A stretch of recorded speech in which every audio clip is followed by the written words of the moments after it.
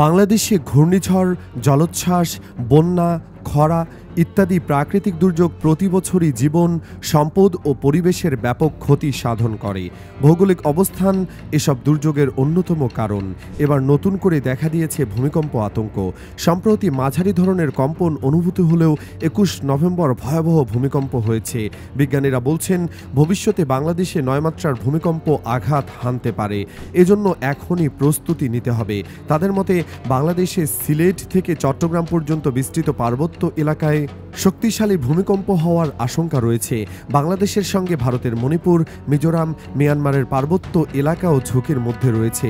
এছাড়া কিশোরগঞ্জের হাওর দিয়ে মেঘনা নদী হয়ে বঙ্গোপসাগর ও আন্দামানের পাশ দিয়ে দক্ষিণে যদি একটি রেখা কল্পনা করা হয়, তাহলে দেখা যাবে এলাকাটি দুটি টেকটনিক প্লেটের সংযোগস্থল। এ দুটি প্লেটের মধ্যে পূর্বে অবস্থিত বার্মা প্লেট, পশ্চিমে অবস্থিত ইন্ডিয়ান প্লেট। এর সংযোগস্থলের ওপরের ভাগটি অর্থাৎ সুনামগঞ্জ থেকে শুরু হয়ে পূর্বে মণিপুর, মিজোরাম পর্যন্ত অঞ্চলটি লকড হয়ে আছে, অর্থাৎ এখানে শক্তি জমা হয়ে আছে। বিশেষজ্ঞরা বলছেন, ৮.২ থেকে ৯ মাত্রার শক্তিসম্পন্ন ভূমিকম্প সংঘটিত হওয়ার মতো শক্তি জমা হয়ে আছে।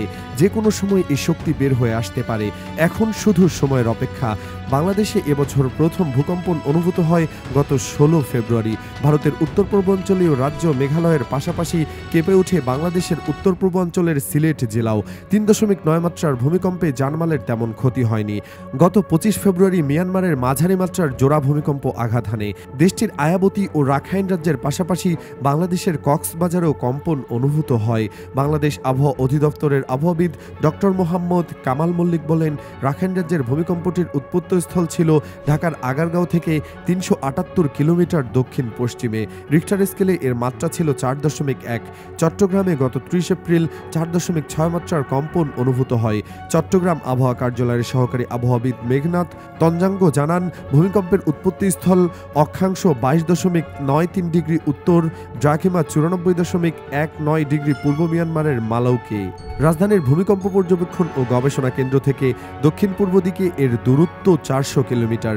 গত ৫ মে রাজধানীতে ভূমিকম্প অনুভূত হয়। গত ১৬ জুন রাজধানী ঢাকা সহ দেশের বিভিন্ন অঞ্চলে ভূকম্পন অনুভূত হয়। ঢাকা ছাড়াও সিলেট, মৌলভীবাজার ও সুনামগঞ্জ থেকে ভূকম্পের তথ্য আসে। আবহাওয়া অধিদপ্তরের ওয়েবসাইটের তথ্য অনুযায়ী ভূমিকম্পের উৎপত্তিস্থল ছিল সিলেটের গোলাপগঞ্জ। অবশ্য ভূমিকম্পের পরপরই বিভিন্ন মাধ্যমে যে তথ্য পাওয়া যায়, সেখানে বলা হয় ভূমিকম্পের উৎপত্তিস্থল ভারতের শিলংয়ে।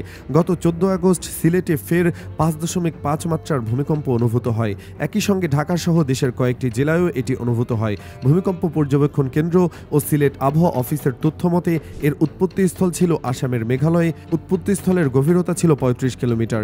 ঢাকা থেকে উৎপত্তিস্থলের দূরত্ব ২২৮ কিলোমিটার উত্তর পূর্ব দিকে। ঠিক ১৬ দিনের মাথায় অর্থাৎ ১৯ আগস্ট সিলেট মহানগরীর আশপাশে ফের মৃদুকম্পন অনুভূত হয়। প্রাথমিকভাবে জানা যায় এর মাত্রা ছিল ৩.৫। ভূমিকম্পের উৎপত্তিস্থল ছিল ভারতের মেঘালয় রাজ্যের জৈন্তাপুরে। সর্বশেষ ১৭ সেপ্টেম্বর টাঙ্গাইলে ৪.২ মাত্রার ভূমিকম্প অনুভূত হয়। এর উৎপত্তিস্থল ছিল ঢাকা থেকে ৫৯ কিলোমিটার দূরে টাঙ্গাইল সদরে। ভূমিকম্পের গভীরতা ছিল ভূপৃষ্ঠ থেকে ৫ কিলোমিটার নিচে। বাংলাদেশ আবহাওয়া অধিদপ্তরের আবহাওয়াবিদ ও ভূমিকম্প বিশেষজ্ঞ মোহাম্মদ মমিনুল ইসলাম বলেন, ভৌগোলিক অবস্থানগত কারণে বাংলাদেশ ভূমিকম্প ঝুঁকির মধ্যে রয়েছে। কারণ বাংলাদেশের আশপাশ দিয়ে ৩টি টেকটনিক প্লেট গেছে। এগুলোর সংযোগস্থল আমাদের সীমান্তের আশপাশে।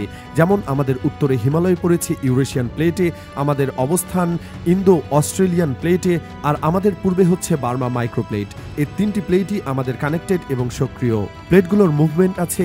এগুলো প্রতি বছর ৫ সেন্টিমিটার বা ৫০ মিলিমিটার মুভমেন্ট করে। তার মানে প্রতি বছর আমরা ৫ সেন্টিমিটার উত্তর পূর্বে মুভমেন্ট করছি। একইভাবে পুরো পৃথিবী মুভ করছে। তিনি বলেন, পৃথিবীর মুভমেন্ট ৩টি ক্রাইটেরিয়া সম্পন্ন হচ্ছে। প্রথমটি হলো কনভার্জেন্ট মুভমেন্ট, অর্থাৎ দুটি প্লেট একই দিকে পরিচালিত হয়, পরস্পর সংঘর্ষে লিপ্ত হচ্ছে। দ্বিতীয়টি হলো একটি প্লেট একদিকে এবং অপরটি বিপরীত দিকে মুভ করছে। এটিকে বলে ডাইভার্জেন্ট মুভমেন্ট। তৃতীয়টি হলো ল্যাটেরাল মুভমেন্ট, অর্থাৎ যদি একটি প্লেট স্টেবল থাকে এবং অপরটি মুভ করে। এই ৩ ক্রাইটেরিয়ায় পৃথিবী মুভ করছে। এ আবহাওয়াবিদ বলেন, নেপালে যেমন ইউরেশিয়ান প্লেট আর আমাদের ইন্ডিয়ান প্লেট বাংলাদেশে যে প্লেটে অবস্থান করেছে, দুটি প্লেটের কনভার্জেন্ট মুভমেন্ট বিদ্যমান। কনভার্জেন্ট মুভমেন্ট হয় একটি প্লেট আরেকটি প্লেটের দিকে মুভ করছে এবং একটি প্লেট গ্র্যাজুয়াল রাইজিং করছে, অর্থাৎ হিমালয়ের যে উচ্চতা যেটি গত বছর যা ছিল তার চেয়ে একটু হলেও বেড়েছে। এর জন্য যখন প্লেট মুভ করে এবং কোনো কারণে যদি এখানে মুভমেন্ট কম হয় বা মুভমেন্ট না হয়, তখনই বাংলাদেশে বড় ধরনের ভূমিকম্পের আশঙ্কা সৃষ্টি হয়। দেখা যায় আমাদের প্লেট বাউন্ডারি লাইনগুলোতে প্রতিনিয়ত সংঘর্ষ হচ্ছে।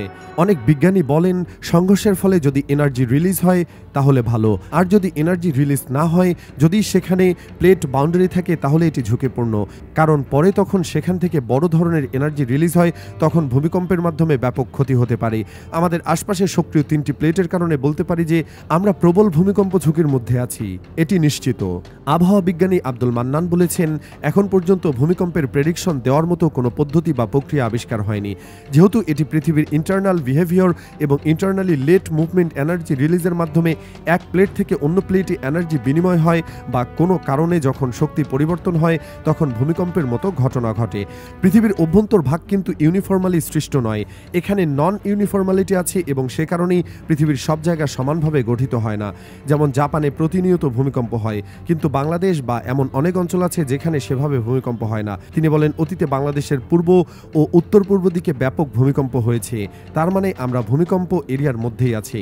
এখন প্রশ্ন হচ্ছে ঘন ঘন ভূকম্পন হচ্ছে কেন?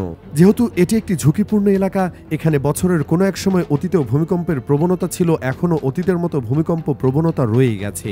যেহেতু বাংলাদেশ ঝুঁকিতে আছে, সেহেতু বাংলাদেশের উচিত হলো অতীতের রেকর্ডগুলো আমলে নিয়ে যতটা সম্ভব সতর্ক ব্যবস্থা গ্রহণ করা, কারণ এটি এমন একটি দুর্যোগ যেটির কোনো পূর্বাভাস নেই। ভূমিকম্প মোকাবেলার জন্য আমাদের নিজেদেরই সতর্ক থাকতে হবে। আব্দুল মান্নান বলেন, টেকটনিক প্লেটগুলো থাকার কারণে পৃথিবীর সব স্থান কিন্তু মুভ করছে, তবে এই মুভমেন্টটা আমরা ফিজিক্যালি দেখছি না, কিন্তু প্র্যাকটিক্যালি প্রতি বছর কিছু মিলিমিটার এটি মুভ করছে। সেই মুভমেন্টের কারণে বাংলাদেশও এখন দক্ষিণ দিক থেকে উত্তর ও উত্তর পূর্ব দিক থেকে সরে যাচ্ছে। পৃথিবীর সব অঞ্চলে নিজস্ব প্লেটগুলোর মুভমেন্টের কারণে স্থানান্তরিত হচ্ছে। এ মুভমেন্ট প্রক্রিয়া বিজ্ঞানীরা শনাক্ত করেছেন, কাজেই নতুন কোনো এলাকায় ভূমিকম্প যে হবে না সেরকম কোনো নিরাপত্তা আমরা পাচ্ছি না। এ নিরাপত্তা না পাওয়ার কারণে যেসব অঞ্চল আমরা এ মুহূর্তে নিরাপদ ভেবেছিলাম সেসব এলাকা নিয়েও আমাদের ভাবতে হবে। সার্বিক দিক বিবেচনা করে বলা যায়, ভূমিকম্প মাসে 3বার কেন, দিনেও 3বার হতে পারে। বিজ্ঞানীরা এখনও এ প্রাকৃতিক দুর্যোগকে নিজেদের কবজায় আনতে পারেনি। পৃথিবীর অভ্যন্তরীণ বিষয়গুলো এখনও কোনো দেশের বিজ্ঞানীরা মনিটরিংয়ের আওতায় আনতে পারেনি। সেজন্য আমাদের সবার উচিত সার্বিকভাবে প্রস্তুত থাকা। ঢাকা বিশ্ববিদ্যালয়ের ভূতত্ত্ব বিভাগের অবসরপ্রাপ্ত অধ্যাপক, ভূতত্ত্ববিদ ও খ্যাতনামা ভূবিজ্ঞানী এবং বর্তমানে উন্মুক্ত বিশ্ববিদ্যালয়ের উপাচার্য অধ্যাপক ডক্টর সৈয়দ হুমায়ুন আখতার বলেন, ভূতাত্ত্বিক গঠন অনুযায়ী বাংলাদেশ 3টি প্লেটের সংযোগস্থলে অবস্থিত। বাংলাদেশের উত্তরে ইউরেশিয়ান প্লেট, পশ্চিমে ইন্ডিয়ান প্লেট এবং পূর্বে হচ্ছে বার্মা প্লেট। 3টি প্লেটের সংযোগস্থলে বাংলাদেশের অবস্থান। ইন্ডিয়ান ও বার্মা প্লেটের সংযোগস্থল বাংলাদেশের অভ্যন্তরে, সেটি হচ্ছে সুনামগঞ্জ। কিশোরগঞ্জের হাওর হয়ে মেঘনা নদীর পূর্ব পর্যন্ত বিস্তৃত। যদি সুনামগঞ্জ কিশোরগঞ্জের হাওরটা দেখেন তাহলে দেখবেন যে এটি উত্তর দক্ষিণে প্রলম্বিত এবং মেঘনা নদীতে এসে পড়েছে। এটি দিয়ে যদি একটি কাল্পনিক রেখা টানেন তাহলে সুনামগঞ্জ কিশোরগঞ্জ মেঘনা নদী হয়ে দক্ষিণে বঙ্গোপসাগর এবং আন্দামান দিয়ে বার্মা ইন্ডিয়ান প্লেটের সংযোগ ঘটেছে।